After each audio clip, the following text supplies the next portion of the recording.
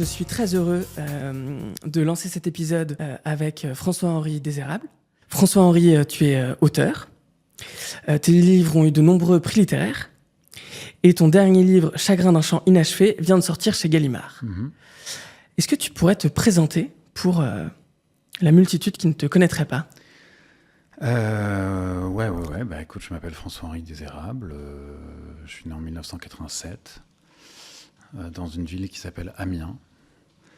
Et puis, j'écris des livres. J'écris depuis l'âge de 18 ans et j'ai publié mon premier livre quand j'en avais 25. Et voilà. Super. Et aujourd'hui, tu es écrivain à temps plein ? Oui, enfin, tous les écrivains sont écrivains à temps plein. Alors, il y en a bien sûr qui sont obligés d'exercer une activité parallèle, alimentaire, c'est ça. Mais quand ils l'exercent, ils pensent quand même à l'écriture. Finalement, on est... récemment, je lisais les mythologies. Je crois que c'était dans les mythologies de Roland Barthes, où il dit que l'écrivain est écrivain comme Louis XIV était roi, même sur la chaise percée.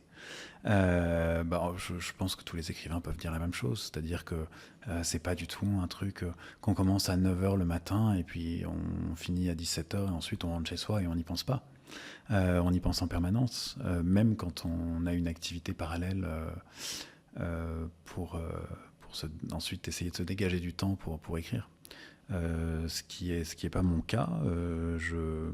J'ai la chance de pouvoir m'adonner entièrement à la littérature, à l'écriture et à la lecture. C'était quoi ta question, le terme que tu as utilisé ? À temps plein. Non, à temps plein. Oui, alors à temps méga plein. Ouais. À temps méga plein parce que j'ai l'impression que tout ce que je vis dans ma vie, la phrase est mal formulée, mais c'est pas grave, tout ce que je vis a pour objet de se traduire en phrases. Donc oui, à temps plein. Ouais. Toi, tu as l'impression que ta vie est augmentée du fait de pouvoir écrire sur ce que tu apprends, sur ce que tu découvres ou même ce que tu traverses ?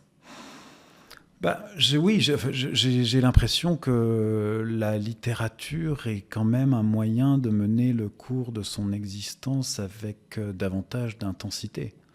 Et si je n'avais jamais lu, si je n'écrivais pas, peut-être que je n'en souffrirais pas, n'ayant pas connaissance des voluptés que l'acte d'écrire et que la lecture peuvent procurer. La littérature, c'est presque un lieu commun parce que ça a beaucoup été dit, mais c'est quand même un dédoublement de la vie. C'est-à-dire que moi, il y a des personnages de fiction, des personnages d'encre et de papier qui comptent presque autant dans ma vie que des personnes en chair et en os. Et ça, c'est le cas depuis l'âge de 18 ans. Avant, je n'étais pas du tout un lecteur. Je ne lisais quasiment jamais. Enfin, je ne lisais quasiment rien, si ce n'est les prescriptions scolaires, et encore vraiment pas toutes.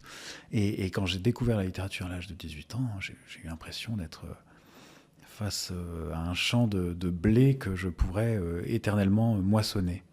Et j'en suis jamais sorti de ce champ-là. Et alors, par quoi tu as commencé à 18 ans quand... J'ai commencé par... j'avais lu quelques livres quand même. J'ai appris à écrire avec un livre qui s'appelle... à lire et à écrire, avec un livre qui s'appelle Vif Argent de Joseph Valverdu, qui est l'histoire d'un petit chiot qui est abandonné et récupéré par une famille. Ça, je m'en souviens très bien. Donc, c'était en classe de CP. Et puis... et ensuite, j'ai lu quelques trucs quand même quand j'avais 14-15 ans. Je me souviens de la lecture du Crime de l'Orient Express d'Agatha Christie, du Comte de Monte Cristo de Dumas, de La Promesse de l'Aube de Romain Gary en classe de première, mais vraiment pas grand chose. Et puis à 18 ans vraiment je me suis mis à écrire, à lire d'abord et à écrire avec Belle du Seigneur d'Albert Cohen. Belle du Seigneur d'Albert Cohen, qui a été très important dans ma vie, qui a infléchi le cours de mon existence, puisque c'est à partir de la lecture de Belle du Seigneur de Cohen que je me suis dit que voilà, c'était ça que j'avais envie de faire. Et c'est un livre que j'ai découvert en poussant la porte d'une bibliothèque, qui était la bibliothèque Louis Aragon à Amiens, où je vivais. Je ne savais pas du tout qui était ce Louis Aragon, je n'avais aucune idée, je ne savais pas qu'il allait devenir l'un de mes poètes préférés. Et puis en me promenant dans les rayons de cette bibliothèque, je cherche le plus gros livre que je pouvais trouver. Et je tombe sur un exemplaire en folio, donc un livre de poche, de Belle du Seigneur. Je me souviens que ça faisait 1111 pages dans l'édition folio. Je me suis dit, tiens, je vais prendre ce truc. Et je l'ai ramené chez moi et j'ai commencé à lire l'Incipit de Belle du Seigneur. Tu sais, ça commence par l'arrivée de Solal qui a décidé de séduire Ariane en se grimant en vieillard édenté. Et Cohen écrit descendu de cheval, il allait le long des noisetiers et des églantiers, suivi des 2 chevaux que le valet d'écurie tenait par les rênes, allait dans les craquements du silence, torse nu sous le soleil de midi, allait et souriait, étrange et princier, sûr d'une victoire. À 2 reprises, hier et avant-hier, il avait été lâche, mais il n'avait pas osé. Aujourd'hui, en ce premier jour de mai, il oserait, et elle l'aimerait. Et après, on est parti pour 1000 pages d'une histoire d'amour un peu folle, d'une histoire de passion amoureuse, qui se termine pas très bien, ce qui est le cas de quasiment toutes les passions amoureuses, mais surtout d'un livre à la fois hyper émouvant, extrêmement drôle, polyphonique, où plusieurs voix se font entendre, plusieurs styles d'écriture. Et c'est après avoir découvert ce livre-là que je me suis mis quand même à lire sans arrêt. Et à écrire. Et d'abord à écrire un roman qui m'a pris 4 années de ma vie, entre 18 et 22 ans, que j'ai fini par envoyer à une vingtaine de maisons d'édition, dont j'ai fini par envoyer le manuscrit à une vingtaine de maisons d'édition, et en retour de quoi j'ai reçu 20 lettres de refus. Et à l'époque, moi j'en ai conçu une certaine amertume, un certain désarroi, parce que j'avais mis beaucoup de moi-même dans ce livre. Et aujourd'hui, je le relis jamais, mais il m'est arrivé de retomber sur quelques passages dans les tréfonds de mon ordinateur. Et je suis consterné par ce que j'ai pu écrire. Et je rends grâce aux éditeurs d'avoir refusé ce truc, quoi. Mais en même temps, j'ai fait mes gammes, en quelque sorte. Pour apprendre à écrire, on apprend à écrire en écrivant. En lisant et en écrivant, parce que je ne connais pas un seul grand écrivain ou une seule grande écrivaine qui ne soit pas un grand lecteur ou une grande lectrice. C'est vraiment le dénominateur commun. Et donc, voilà comment ça s'est joué, de manière...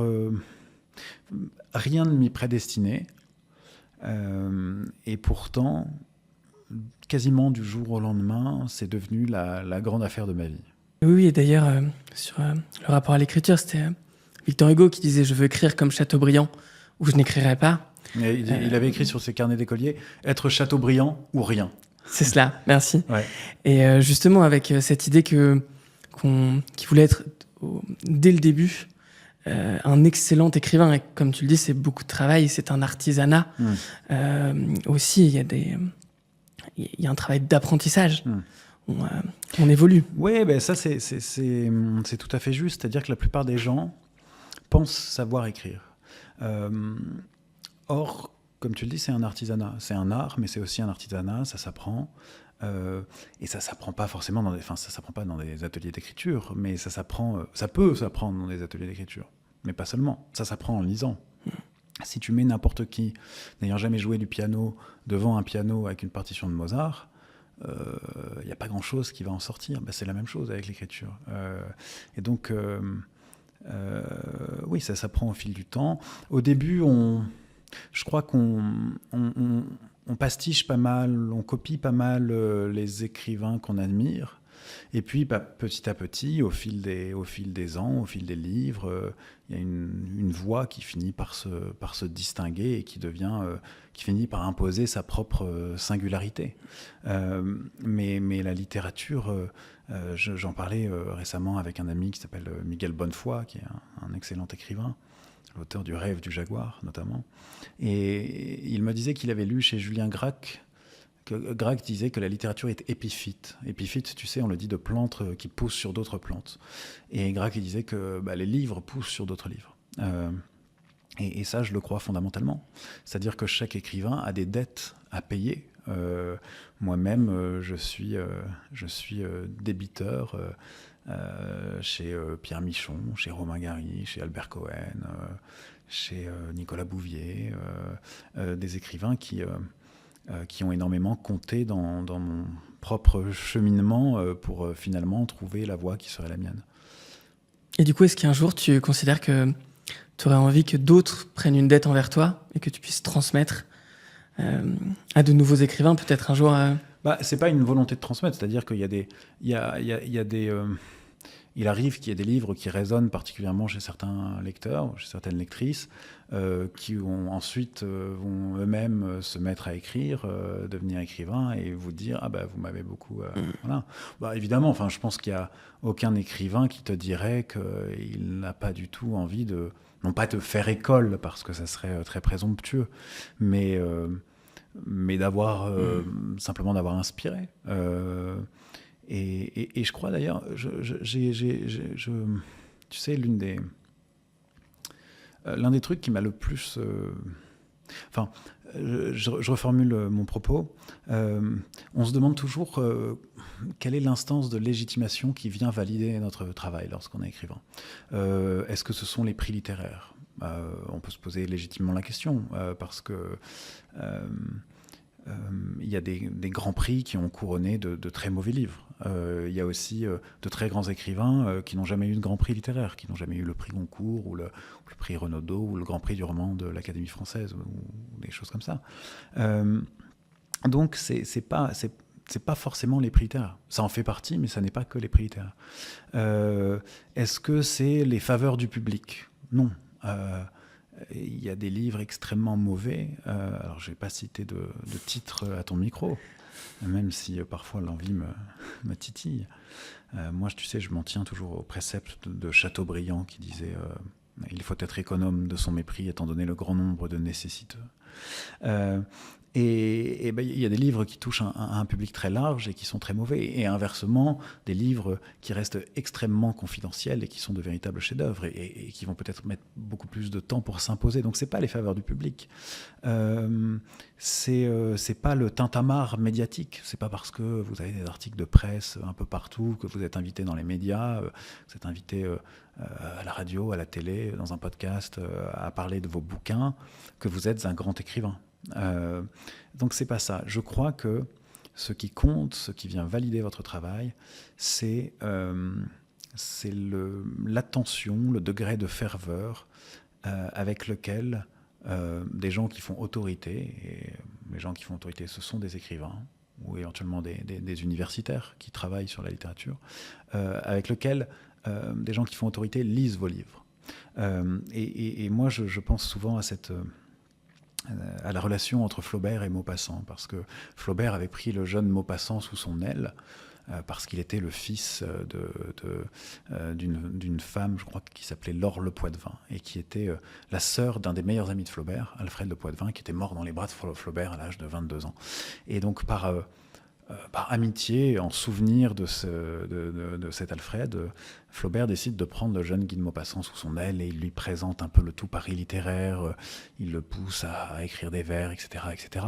Et il faut dire que le jeune Guy amuse beaucoup Flaubert, parce que c'est un homme très libre, c'est un gros baiser. Il y a une lettre de Flaubert à Tourguenieff où il lui dit « Je n'ai pas eu des nouvelles des amis récemment, sauf du jeune Guy qui m'a dit avoir tiré 19 coups en 3 jours. Tout cela est bien beau, mais j'ai peur qu'il ne finisse par s'en aller en sperme. » Bon, donc Maupassant amuse beaucoup Flaubert. Mais néanmoins, à un moment, Flaubert se dit que Maupassant ne travaille pas assez. Et dans une lettre, il lui écrit vous êtes né pour faire des vers, alors faites-en. Je vous soupçonne d'être légèrement calleux, ce qui est du patois normand pour dire fainéant. Trop de putain, trop de canotage, faites des vers et foutez-vous tout cela dans la boule. En gros, écrivez et allez-y, quoi.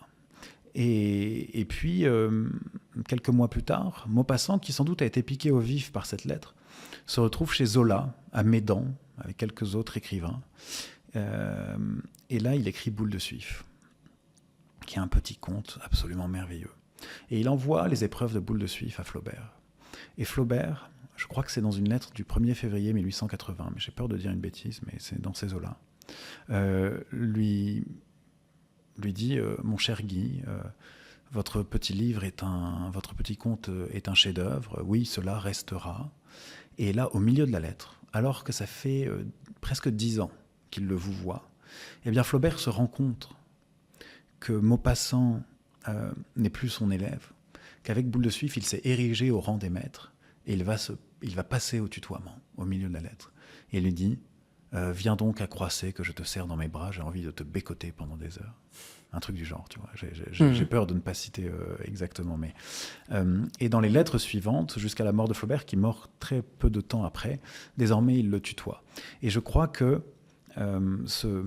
ce passage du vouvoiement au tutoiement, cette admiration mutuelle que peuvent se porter les écrivains, c'est évidemment ce qui compte le plus.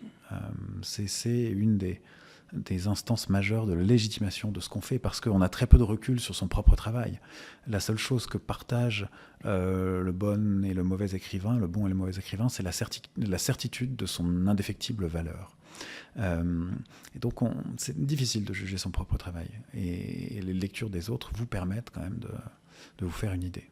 Oui, du coup, ce que tu dis, c'est que c'est la communauté des auteurs, la reconnaissance entre les pairs, passés ou présents, qui aide à être reconnu. Je voulais revenir sur Belle du Seigneur, dont tu parlais, où justement tu parlais de l'Incipit, où il y a Solal qui comment tu dis, qui se grime en vieillard. C'est ça, qui s'enlaidit. Et pour tester un peu l'amour véritable. Oui, c'est un échec. Solal est tombé amoureux d'Ariane, qui est la femme d'Adrien Deume, qui est un de ses subordonnés à la Société des Nations, parce que Solal est sous-secrétaire à la Société des Nations à Genève, ça se passe dans les années 30. La Société des Nations, c'était l'ancêtre de l'ONU. Et lors d'une réception, il voit Ariane et il tombe amoureux d'elle. Et il décide d'aller la trouver chez elle et de lui tenir un long discours sur l'amour et de la séduire par le pouvoir du verbe. Et il est persuadé qu'elle n'est pas comme toutes les autres, enfin, c'est ce qu'il dit, et qu'elle va tomber amoureuse de lui, non pas parce qu'il est d'une beauté absolument sidérante, mais parce qu'il parle avec le cœur, en quelque sorte. Et Solal est quelqu'un d'à la fois très lucide, assez cynique, qui considère que l'amour pèse 4 grammes, parce qu'une dent pèse 2 grammes, et il dit que s'il lui manquait les 2 dents de devant, eh bien jamais aucune femme ne tomberait en pamoison devant lui. Donc il est très lucide sur l'amour. Et ça va pas marcher. Ça va évidemment pas marcher. Et donc il va finalement avoir recours aux bonnes vieilles techniques de séduction que Flaubert détaille, je crois que c'est dans le chapitre 35, la leçon de séduction. Et certains font une lecture que je crois erronée de Belle du Seigneur. À 20 ans, on a tendance à le prendre comme un manuel de je ne sais pas si tu l'as lu, hein, mais on a tendance à le prendre comme... on se dit c'est comme ça l'amour, en fait, ce truc très passionnel. Mais en fait, c'est un contresens total. C'est-à-dire que Cohen, en réalité, a voulu, en démontant les mécanismes de la passion amoureuse, montrer à quel point... c'est un livre contre la passion amoureuse, en réalité. Et le vrai amour, je ne sais pas si tu te souviens une des gouvernantes ou des servantes de Solal qui s'appelle Mariette et qui est avec son mec depuis très longtemps et qui partage absolument tout, y compris les choses les plus triviales, tu vois, alors que Ariane et Solal, ils sont sans cesse en train de se faire beau l'un pour l'autre, et surtout, il ne faut pas que Solal entende la chasse d'eau quand Ariane la tirait, etc. Et en fait, Cohen se moque de tout ça. Et donc, et malheureusement, quand on lit ce livre un peu trop tôt, on n'arrive peut-être pas à déceler véritablement le côté très, très grinçant, très moqueur de cet amour entre Ariane et Solal. Et c'était exactement ma question. Est-ce que pour toi, l'amour, c'est absolu et ça doit être esthétique en permanence esthétique, ou est-ce que c'est une désillusion et quelque chose qui une tendresse, quelque chose d'autre qui naît de la rencontre entre deux personnes?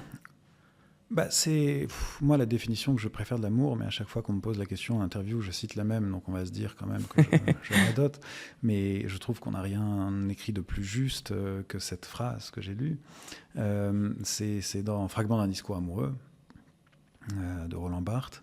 Et Barthes écrit que l'amour, c'est l'assomption démentielle de la dépendance, c'est-à-dire le fait d'assumer, d'être totalement dépendant de quelqu'un sans qui le sol se dérobe sous nos pieds, sans qui l'on perd pied. Et ça, j'y crois totalement. Tout est dit dans cette phrase. Et moi, je sais pas. Tu sais, j'ai écrit tout un livre là-dessus. On demande aux écrivains de se faire les perroquets de leurs propres livres, alors qu'en général, les livres devraient suffire, quoi. Et aujourd'hui, il y a cette tendance à vouloir... comme il y a une fragmentation de la prescription, lorsqu'on publie, on est sans cesse invité à la radio, à la télé, dans des podcasts, etc. On répète tout le temps les mêmes choses. Alors qu'en réalité, le livre devrait se suffire à lui-même. Malheureusement, il y a bien peu d'écrivains qui peuvent se contenter de les sortir en librairie et faire en sorte d'avoir des lecteurs sans les porter. Mais moi, j'ai essayé d'examiner ces mécanismes de la passion amoureuse dans un livre qui s'appelle Mon maître et mon vainqueur, qui m'a mis que j'ai mis plusieurs années à écrire. Et si je l'ai fait en 200 pages, c'est parce que j'arrive pas à le résumer en 2 minutes, tu vois. Peut-être une autre question.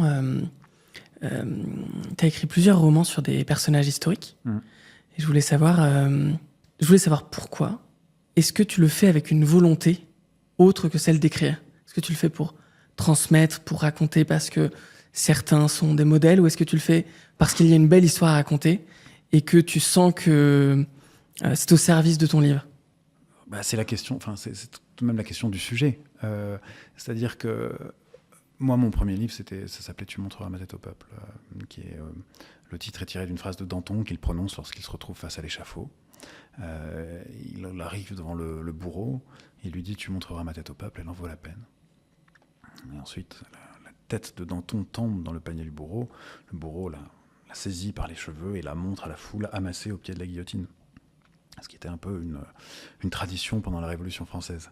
Et en réalité, et ensuite j'ai raconté les derniers instants de Danton qui, entre le moment où il part de la conciergerie, qui était la prison où les condamnés à mort passaient leurs derniers jours, l'antichambre de la guillotine en quelque sorte, et le moment où il arrive sur l'échafaud.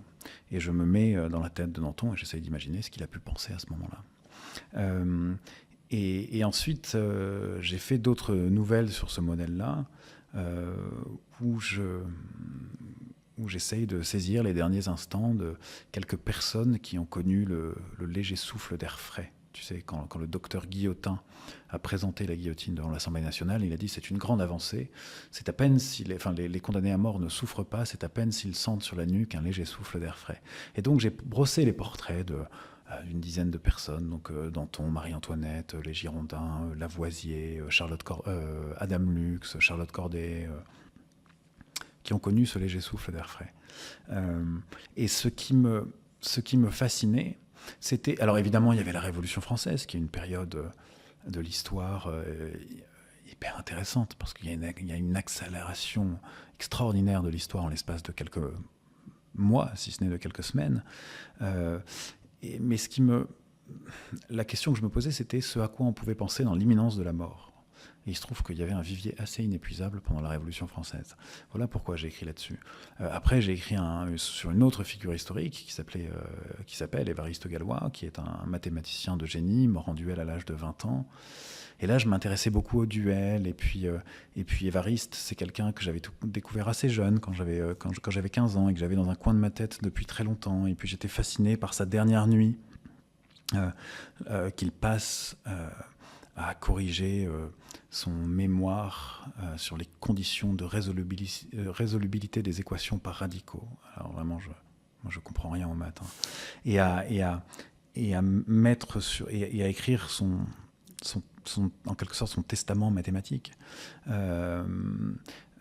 à mettre toutes les idées qui le travaillaient depuis des mois sur la page. La nuit avant le duel, Évariste Lapace a corrigé son mémoire sur les conditions de résolubilité des équations par radicaux, qui est un mémoire qui était rejeté par l'Académie des sciences, parce qu'il aurait fallu sortir de son propre schéma de pensée pour comprendre, pour saisir la profondeur de la pensée d'Évariste.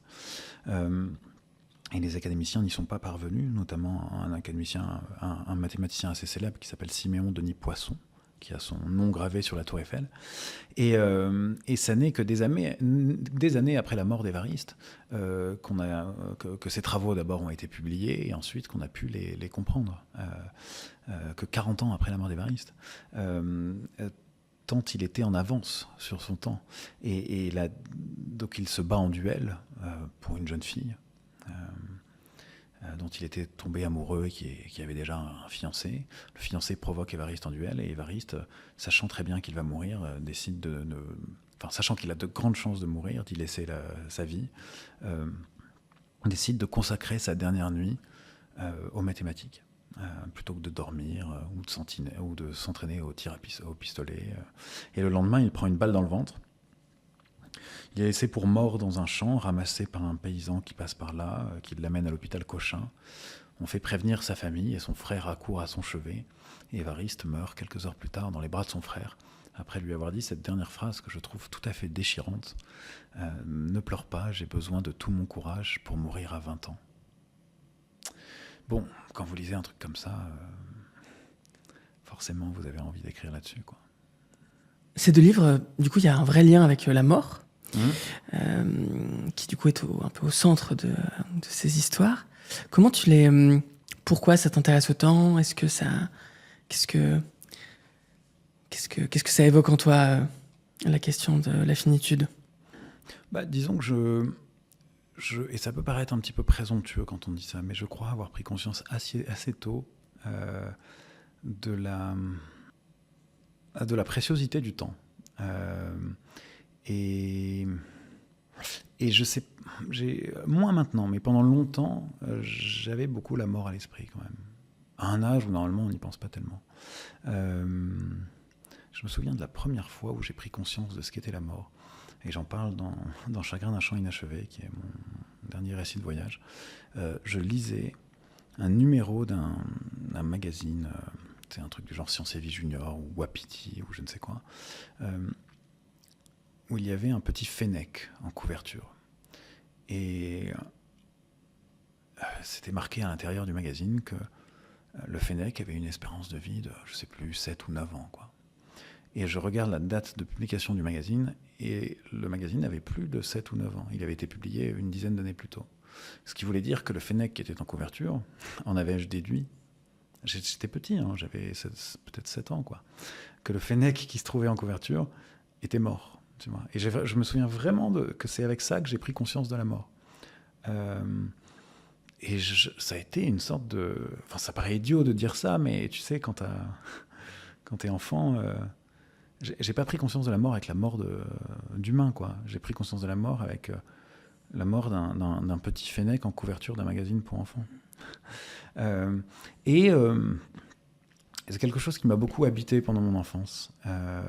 Et puis en réalité, je crois que y a pas beaucoup de sujets en littérature. Enfin, il y a l'amour, la mort, c'est tout. Mmh. C'est les deux grands sujets, avec quelques variations, bien sûr, mais voilà. C'est intéressant parce que on peut aussi considérer que le fait d'écrire, c'est aussi devenir immortel, ou en tout cas raconter aussi des histoires de gens qui survivent dans l'histoire et dans le temps. C'est pas incarné, mais c'est une ombre portée. Il y a deux choses. Devenir immortel soi-même, ce qui pose la question de la postérité. Mais bon, la postérité, déjà, à quelle échelle ? Je veux dire, si on peut être lu 50 ans après sa mort, ce qui est déjà pas mal. Mais je ne sais pas tellement comment fonctionnent les mécanismes de la postérité. Et je suis persuadé qu'il y a des tas de superbes écrivains qui sont totalement oubliés, qui ne sont plus lus, et d'autres, en revanche, qui sont passés à travers les mailles du filet, alors que c'est pas si bien que ça. Mais c'est vrai que la littérature a ce pouvoir de ressusciter les morts. C'est une sorte d'Oriétour, comme ça. Et ça, c'était l'un des enjeux d'un livre que j'ai écrit qui s'appelle Un certain monsieur Piekielny, qui tourne autour de la figure de Romain Gary, parce que Gary avait un voisin lorsqu'il était enfant et qu'il vivait à Vilnius, en Lituanie, qui à l'époque s'appelait Vilno. Et ce voisin s'appelait monsieur Piekielny. Et un jour, Piekielny a demandé au petit Romain Gary, qui d'ailleurs ne s'appelait pas encore Romain Gary, parce que c'est un pseudonyme qu'il a pris pendant la guerre. À l'époque, il s'appelait Roman Katsev. Mais un jour, le monsieur Piekielny, ce voisin-là, qui ressemblait à une petite souris triste avec une barbiche roussie par le tabac, a demandé au petit Romain Gary de prononcer son nom devant les grands de ce monde. Et Gary raconte, au chapitre 5 de La promesse de l'aube, que devant le général de Gaulle, devant la reine d'Angleterre, à la télévision américaine, face à des millions de téléspectateurs, à la tribune de l'ONU, face aux hauts dignitaires et aux bâtisseurs pour 1000 ans, eh bien, il n'a jamais manqué de mentionner l'existence de ce petit homme, de ce mystérieux voisin. Il a toujours dit à ses interlocuteurs, qui sans doute étaient étonnés, au numéro 16 de la rue Grande Poulanka, à Vilno, habitait un certain monsieur Piekielny. Et ce Piekielny, qui est sans doute mort pendant la guerre, assassiné par les nazis parce qu'il était juif, et que c'est le sort qui a échu à la plupart des juifs de Vilnius, et des juifs d'Europe de l'Est et d'Europe centrale, eh bien, ce Piekielny, plus personne ne devrait prononcer son nom. Parce que le temps est passé et comme des millions d'autres, il aurait dû être englouti dans les flots du passé.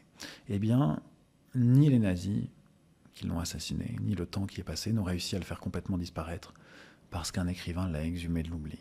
Et il y a eu un moment dans l'histoire où toute l'existence de ce monsieur Piekielny, juste avant que Gary n'écrive le chapitre 5 de La promesse de l'aube, toute l'existence de ce voisin avec sa barbiche roussie par le tabac était contenue dans la pointe du stylo de Romain Gary. Et moi, je trouve que c'est quelque chose d'absolument vertigineux. Cette capacité qu'a la littérature de faire ressurgir un monde totalement disparu. Donc oui, dans ce sens-là, la littérature est l'un des moyens de défier, non pas la mort, mais l'oubli, qui est en réalité la mort véritable. C'est ça. La mort, c'est l'oubli. C'est pas la disparition physique de votre être. C'est le moment où eh bien, tous ceux qui vous ont connu auront disparu et plus personne ne parlera de vous. J'ai l'impression que dans ton parcours, tu as commencé par évoquer beaucoup de thèmes et écrire beaucoup sur des thèmes français. Et qu'ensuite, tu es parti en voyage. Est-ce que tu peux nous en dire plus ? Est-ce que tu peux nous raconter pourquoi ce déplacement et quels sont tes territoires personnels à toi ? Non, mais c'est pas... disons que... Alors, il y a deux choses. La première chose, c'est que... mes deux premiers romans se passent à Paris. Mais le troisième, Un certain monsieur Piekielny, ça se passe beaucoup en Lituanie. Et puis il y a une chose, c'est que j'étais joueur de hockey, moi, tu sais. Entre 18 et 28-29 ans, ça a été mon métier. Et je n'avais pas beaucoup le loisir de voyager. Enfin, je voyageais de patinoire en patinoire, c'est tout. Et quand j'ai arrêté le hockey, quand j'ai raccroché les patins, eh bien, j'ai troqué mon sac de hockey contre un sac de voyage. Et c'est quelque chose qui m'a jamais vraiment lâché. Donc ça fait quand même une dizaine d'années que je passe plusieurs mois chaque année à vagabonder, en quelque sorte. Est-ce que tu sens que tu as des combats sociaux que tu veux défendre, qu'il y a des récits que tu veux porter pour lutter contre les injustices ? Ou est-ce que toi, ton rôle, c'est de raconter des histoires ? Ce qui peut être aussi un rôle très noble. Tu sais, pour parler de ce de ce voyage latino-américain que j'ai fait, je l'ai fait sur les traces de Guevara. Et lorsque Guevara voyage, il part en voyage simplement avec l'idée de voir du pays, de vivre une aventure, de coucher avec quelques filles, mais ça n'est pas du tout un voyage à visée politique. Et au fur et à mesure de son voyage, il va se rendre compte qu'il y a des Indiens en Amérique qui sont exploités, enfin qu'il y a quelques millions de personnes qui sont exploitées, notamment par l'impérialisme américain, surtout dans les mines, et va naître dans son cœur une certaine forme d'indignation. Une indignation très profonde, un sentiment d'injustice, et l'idée qu'il va bien falloir un jour ou l'autre redresser les torts de ce monde. Il va chercher à le faire d'abord à Cuba, aux côtés de Fidel Castro, ensuite au Congo et ensuite en Bolivie. Et ça va lui coûter la vie à l'âge de 39 ans, le 9 octobre 1967. Mais donc, Guevara, lors de ce voyage latino-américain, devient quelqu'un de consterné par ce qu'il voit, et petit à petit, un peu plus tard, il va devenir concerné. Moi, je suis souvent consterné, et quand je suis concerné,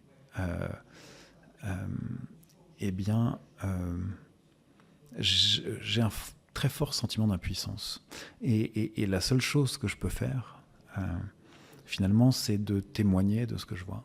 C'est d'emporter le témoignage. Je vais te donner un exemple un peu plus précis, un peu plus concret. Lorsque j'ai traversé l'Iran sur les traces de Nicolas Bouvier, je le fais à un moment où l'Iran est aux prises avec un mouvement de contestation très important. Le mouvement Femmes, Vie, Liberté, Zan Zendegi Azadi. Suite à la mort de Jina Mahsa Amini, cette jeune kurde tabassée par la police des mœurs pour avoir porté son voile de manière un peu trop négligente à leurs yeux, et qui meurt quelques jours plus tard et qui est enterrée à Saqqez au Kurdistan iranien. Et lors de son enterrement, quelqu'un crie en kurde Jinji al-Azadi, donc Femme, Vie, Liberté, et ce cri parti du cimetière de Saqqez va se propager à travers tout l'Iran, et le nom de Jina Mahsa Amini va être comme le mot de passe de la révolte contre ce régime de la République islamique, régime patriarcal, liberticide et thanatocratique, c'est-à-dire qui règne par la mort et par la peur des mises à mort. Et moi, je traverse l'Iran à ce moment-là où il y a ce soulèvement populaire et en même temps une contestation très forte, mais une répression très forte. Quand j'arrive en Iran, plus de 500 Iraniens, plus de 500 manifestants ont été tués dans les manifestations. Plus de 15 000 sont embastillés et croupissent dans les geôles de la République islamique, où un certain nombre d'entre eux sont torturés. Et évidemment, je ne peux pas me contenter de traverser ce pays en parlant des paysages merveilleux, des ruines de Persépolis, du bazar de Shiraz, de la beauté de la mosquée, des mosquées d'Ispahan. C'est pas possible. Je ne peux pas faire l'économie du politique. Le poétique ne peut pas faire l'économie du politique. Et donc j'essaye d'allier les deux et de porter le témoignage de ce que je vois. L'une des rencontres les plus marquantes, c'était celle d'une jeune fille qui était très impliquée dans les manifestations, qui savait très bien les risques qu'elle encourait et qui néanmoins les prenait. Et elle savait qu'elle pouvait mourir, mais elle n'avait pas peur de la mort. Parce que tout s'arrête, et puis ce sont d'autres qu'elle qui souffriraient, mais elle n'a pas peur de la mort. En revanche, elle avait très peur d'aller en prison, parce que elle savait qu'elle pouvait être torturée en prison. Et pour se préparer à cette éventualité, elle passait beaucoup de temps à apprendre par cœur des poèmes. Elle apprenait des vers, notamment de Hafez, un des plus grands poètes persans, qui est enterré à Shiraz.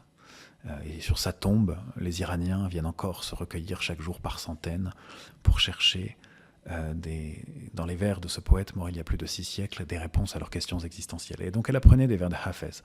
Et elle me disait que bien, si on l'arrêtait, que si on la torturait, que si on la privait de sa dignité, de sa famille, de ses amis, si on la privait de nourriture, il y a au moins une petite chose qu'on ne pourrait pas lui prendre.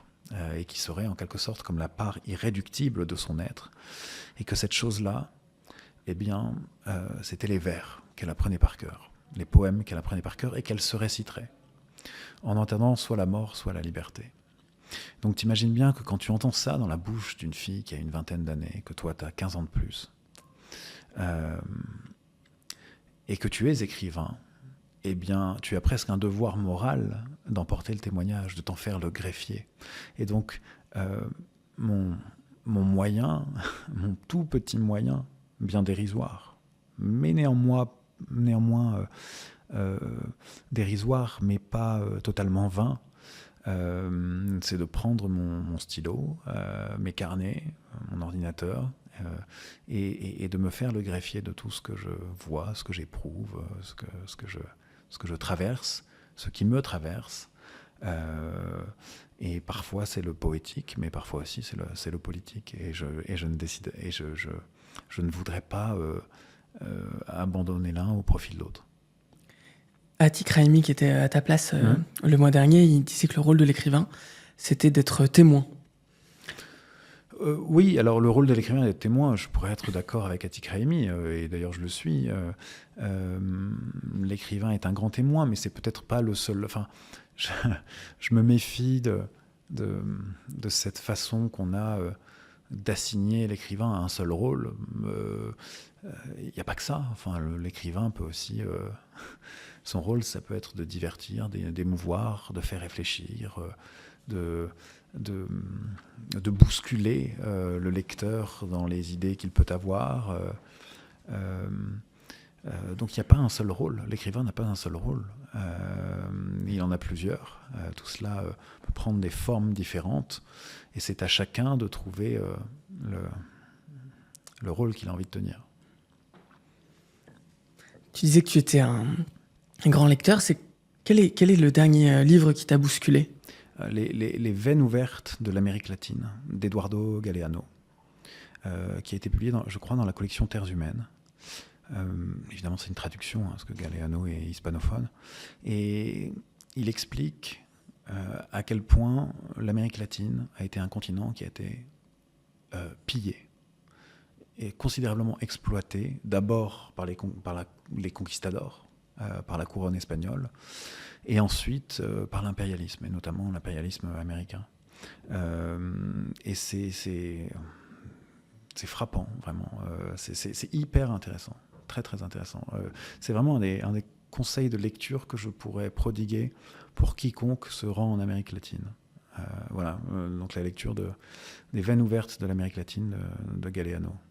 Est-ce que tu penses que l'écrivain peut tomber dans un piège d'être trop psychologisant ? Quelle est la place que tu accordes, toi, à la psychologie des personnages dans tes livres ? Est-ce que tu penses que ça peut être dangereux d'aller trop loin dans le monde intérieur et dans l'explicatif, et qu'il vaut mieux être dans l'action pour raconter ? J'ai pas d'avis là-dessus. Enfin, c'est pas que j'ai pas d'avis, c'est que il y en a qui le font très bien.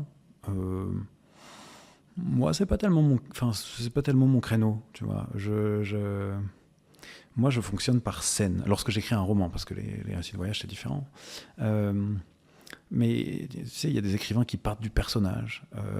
Il y en a d'autres qui partent, je sais pas, d'une simple phrase, qui partent d'affects, de choses qui les traversent. Eh bien, moi, ce sont des scènes. C'est-à-dire que je vois des scènes, je vois des trucs qui se passent, quoi. Et ensuite, tout l'enjeu est de les articuler et de trouver le lien entre ces scènes. C'est souvent comme ça que je fonctionne. C'est comme ça que je fais mes romans. J'établis une sorte de plan, mais c'est pas vraiment un plan, c'est un squelette.